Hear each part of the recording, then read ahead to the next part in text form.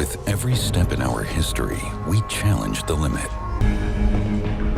One day, we'll go further than ever before.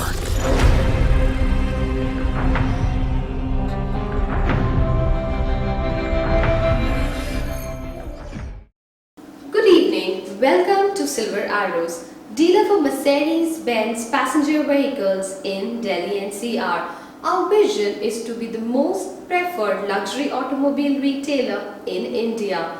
Our mission is to deliver the exceptional customer experience through the best people and through constant innovation in operating processes. Welcome to Sales Training 2.0.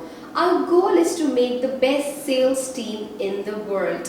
Now, well, the topic for today is one of the statements that you hate to hear when you have done with the entire sales process and the customer at the end of the entire demo and the test drive tells you that I want to think about it, or I want to do more research, or I want to check in the market. So imagine you have performed the entire sales process as we mentioned earlier. If I quickly tell you about the sales process, the 7 steps there, which is acquisition. So you've called the customer, you've done the acquisition, you have acquired him, he has visited the showroom, so which is the step 2 of arrival and welcome. Post that, you've done the need analysis, you've done the consultancy, which is the step 3. Then you've taken the customer for the test drive, and finally comes the negotiation stage. Now, after doing this entire process, the customer says, I want to think about it.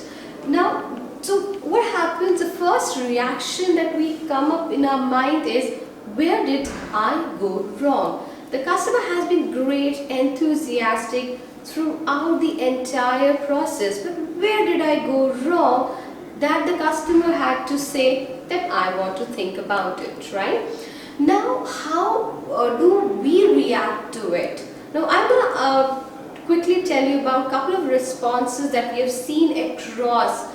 Is generally we acknowledge it in a very low volume and we say, okay sir, when can I get back to you ma'am, or when should I call you, or when can I come to collect the documents.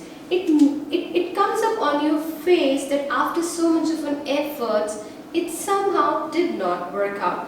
But don't worry, we will help you to understand what is going in customer's mind and how to deal about it.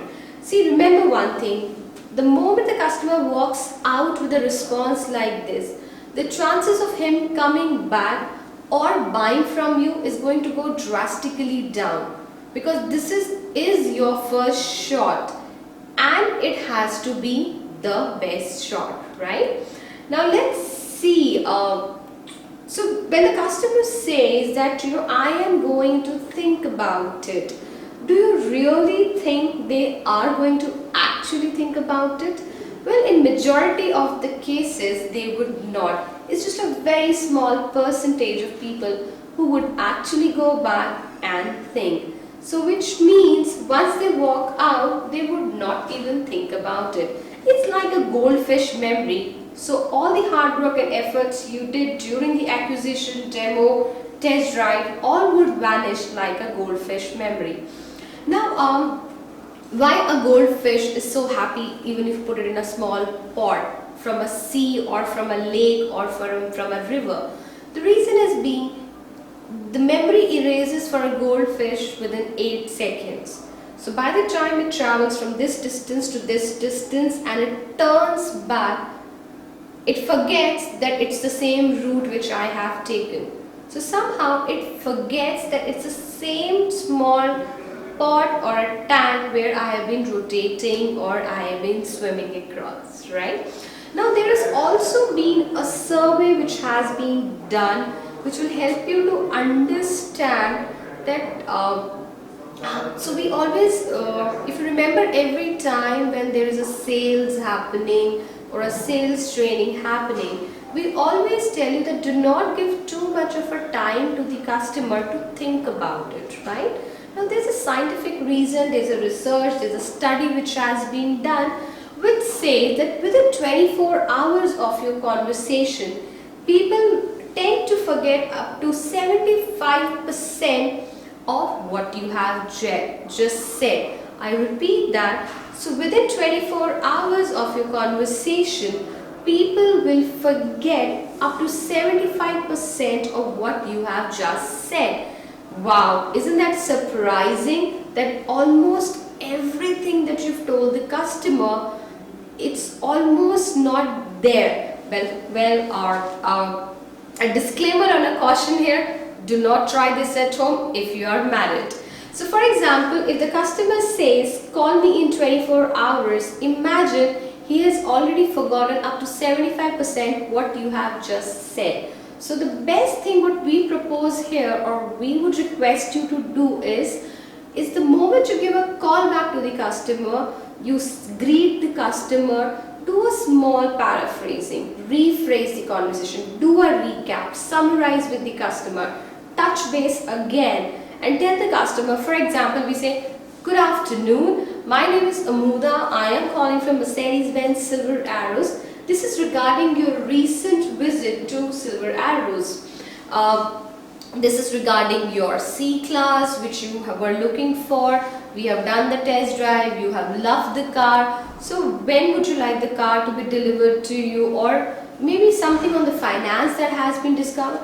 Whatever you have done during their visit, just do a small recap and then take the conversation further. So like we just said, that when you're talking to the customer, do a small rephrase, do a small summary, because it is very important that you touch base on the components that you have done with him, all the processes that you have followed while he was there at the showroom for the visit, right? Now let's take another example. Now for example, you have called the customer has visited you in the month of January, and now he has requested for a call to happen during the month of Feb, which means it's a gap of almost around 30 days to 1 month. Now within 30 days, as per the survey, the customer is going to forget 90%. I repeat that, 90% of the conversation. So out of the entire 100% of the information that you give to the customer, he is going to forget the 90%. The left out is the only a very small percentage, which is 10%. Now I am also going to tell you the next most surprising aspect, and that is, out of that 10%, again, it's only the 5% of the information is going to be true and correct. The remaining 5 is the selective listening that the customer has done, which may be correct, which may not be correct, or which could be his perception. So we are trying to sell a car to a customer which is worth an average 50 lakh rupees on the basis of just the 5% of the information which customer is able to retain. Now out of this small percentage of 5%, now how would you ensure that the customer remembers a little more than what you have discussed with him, right? For that, you can always use something called as the visual learning. So use your iPads, use your screens, your brochures. Now let me give you an example of why I said the visuals are more impactful, the retention is higher as compared to what you get to hear. Imagine a situation, maybe a conference for which you have went, maybe an induction for which we travel to Pune, where you go meet a lot of people. At least there are 15 people in one team.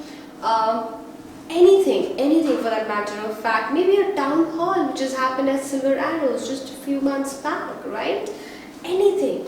Now there are a lot of people that you meet, there are a lot of people you interact with, and the first thing that you ask is for their name, is for their vertical, is for the dealership they belong to, if it's to do with the trainings or the induction program or the conference, right? How many people can you recall their names actually? Very few, to be really honest with you. For how many can you recall the name of the dealership? Again, a very small percentage. However, even if you're going to meet them after 6 months, you would still be able to recognize them from the face itself. Isn't that very common that happens in case you are traveling? You go to some 5-star hotel, maybe you went again for a lunch, you went to some restaurant for a lunch or a dinner again.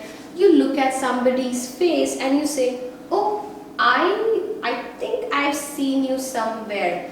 So what you are able to do, you're able to recall the facial or the visuals that you have seen, but you cannot recollect their name, their vertical, their dealership, anything. So that is where we would request you to please use your iPads, use videos, images when you're talking about the product, the competition. Please try to do that. Even as per the JD Power Asia survey of 2018, the number of people who purchase, so if there's a utilization of digital device, it increases the satisfaction of a buyer by 66%. I repeat that, it's by 66% it is increased. So please use that. Now let's do a quick summary of what we have spoken about till now, right? So the sales process is done, everything done perfectly, and now the customer says, I want to think about it. Now let's have a look the Silver Arrows way of how we are going to handle this. I'm going to think about it, Amuda. Now the next thing that you are supposed to do is in a very firm, in a very polite way, tell the customer, Mr. Customer, when someone says, I want to think about it, it's either one of the following two things. It's either that this did not interest me enough to make a purchase decision. I repeat that. For example, if I am the customer, if I'm the sales consultant and I'm requesting the customer that, sir, so what is it, sir, that so maybe I can help you with this, but as you just said that I want to think about it, so what is it? So when we get to hear this, sir, Chandra, it's one of the two things, the reason why customer says that I want to think about it. Is it because this did not interest you, that you can make a purchase decision, or is it that that you are interested but you're not sure? So which one is it? Is it the first one that you are not interested, or is it the second one which is that you are interested but you are not sure about it, right? You remember in our first module when we spoke about how to block appointment in the first call, we spoke about this. When you give only two options to the customer, right? It is easier for the customer to choose as compared to just giving them no options over there, right? So for example, if the customer says, I'm not sure, in most of the cases, customer would say, I am interested but not sure. Let's not forget, someone has come all the way down to the dealership to have a look at the car or taken a test drive. There must be something that they are interested and there is something which did not work out for them. And that's the reason they are stepping out and saying that I need more time to think about it, right? So, and it is very much possible that it is one of the things which they might have mentioned or maybe have given you a cue while you were sitting with them. Just recall a little, is it one of the objections that you did not handle properly? Or something that they have mentioned during the demo, maybe it is something to do with the product comparison. Try to figure it out also. Was there any of the cue which customer has given you? Because that is what will help you to close the deal in a better manner. So as soon as the customer says, I am interested but I am not sure, your next line should be, Mr. Customer, when somebody says, they are interested and not sure is generally one of the following things. So you can always, you have built the rapport with the customer. The customer knows that you've been a part of Silver Arrows, for example, for 2 years, or you've been a part of an automobile for last 10 years, right? So customer knows that you must have dealt with a lot of customers in the luxury segment. So you can use this to your benefit, and you can say, well, as I've told you, sir, I've been selling cars for the last 10 years now. So generally what happens when people say, when a customer says that, I think about it, or I'm interested but not sure, in majority of the cases what I have seen is, it is one of the following things which could be the reason. Why don't you help me understand which is it for you? So the number one, this is not the right fit. Or the second one, the functionality is not there. And the third one is the financial offers are not matching as per what you have been looking for. Now, if a customer still says, Mum, he's not replying to you, maybe because you've not elaborated it, just quickly jump into it and say, is this product a fit for you? Does it meet all your needs that you came with? Majority of the cases, again, you will get to hear a yes. Reconfirm with the customer. So if I understand correctly, the product does fit for you, correct? And the customer has just said yes. Now go slow with the customer. Move on to the second question, which is, what about functionality? Like the features of the car, did you like the drive of the car, did you like the ride quality? Try to map it based on the need analysis questions, right? Once you're doing the demo, if in case it's a family customer more concerned about the safety of the family, that's what you hit on, that's the hot button for you once you're in the demo of the car, right? That's what you hit on once you take the customer for the test drive. So this is going again to be a combination of everything. Once you talk about what about the functionality, the features. So this is how it is going to help you. Bring it over here once again. Customer may say that yes, I like your feature set and functionality, but there are a couple of things that are missing. A quick prompt like, so again you have to be very prompt, try to understand in terms of features, what is it that he did not like. And maybe because he's coming from a competition, they have told him that this car does not come with maybe a certain feature. Use your tactics, your product knowledge, your competition knowledge, and try to figure it out. Is that a must to have a feature that he's talking about? Or is it just a good to have feature, right? So then you can take the conversation over there. Now, the last one is, which is the most critical of all of them, and that is when you talk about somebody's pocket, somebody's finance.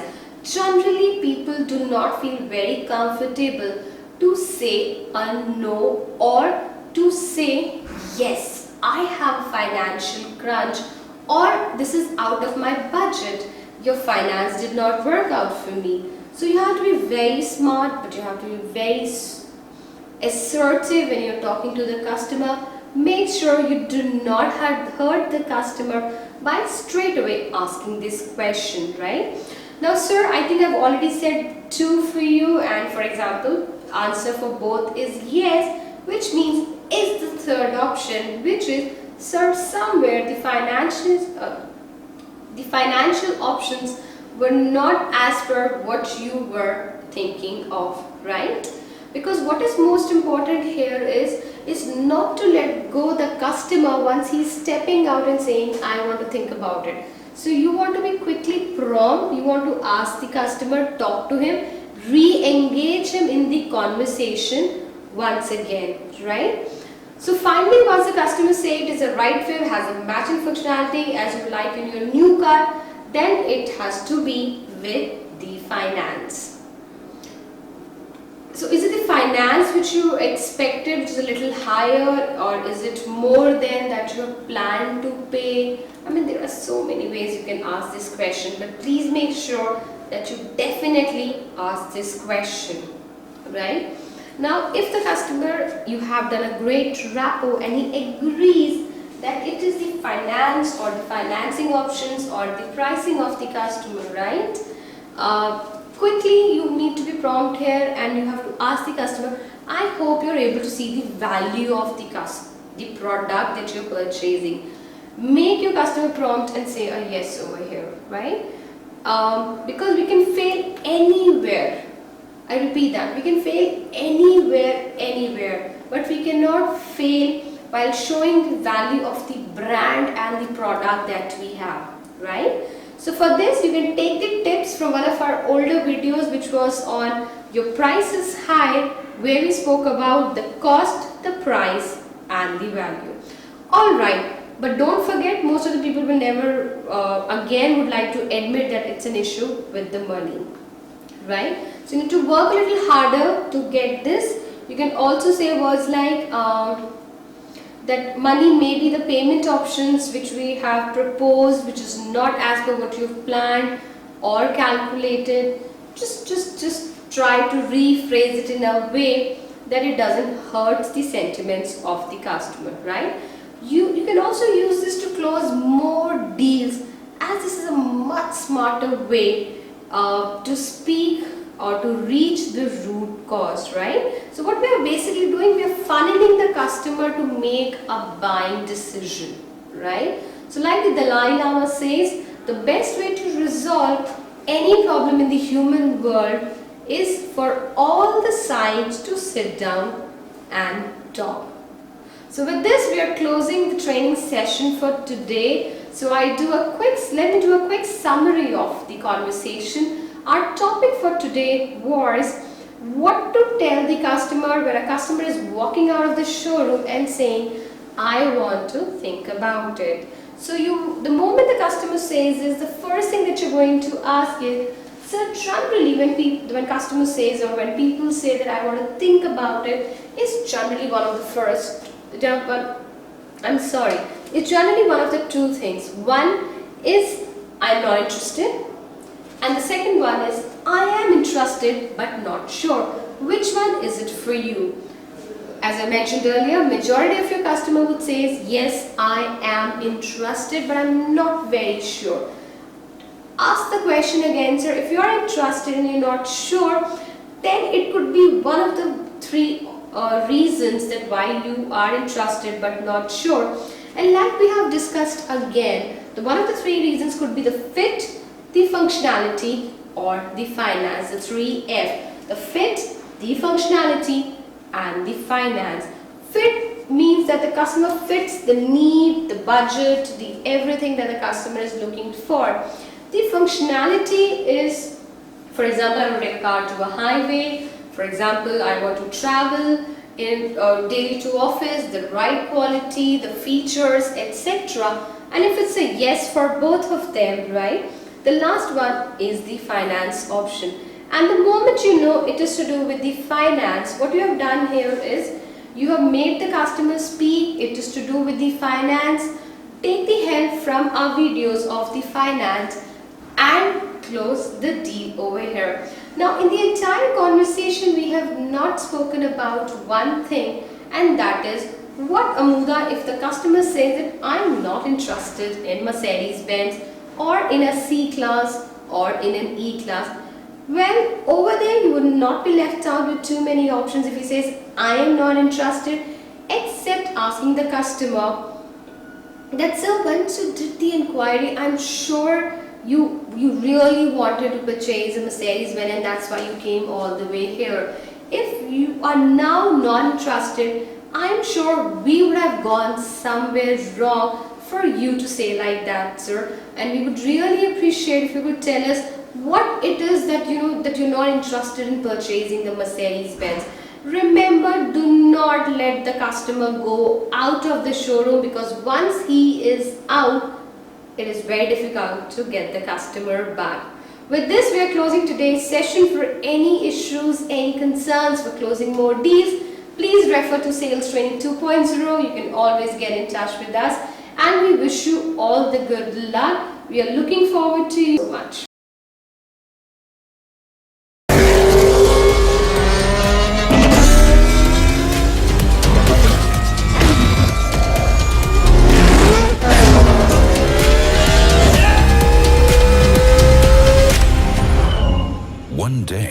has just begun.